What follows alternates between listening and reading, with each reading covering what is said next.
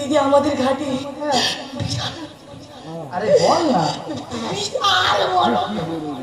বল না বাসে থাক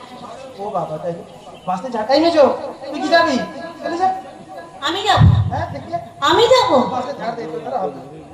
তোরা হবে সত্যি বলছো আমাকে যেতে হবে যা না গিয়ে ঘুরে সত্যি আমার ব্যথা লাগে তুমি বললে ভীষণ গরম লাগছে তো স্নান করে চলে আসবি দেখতে সত্যি দিদি আমি স্নান করবো আমার স্নান করতে খুব ভাল লাগে খুব ভাল লাগে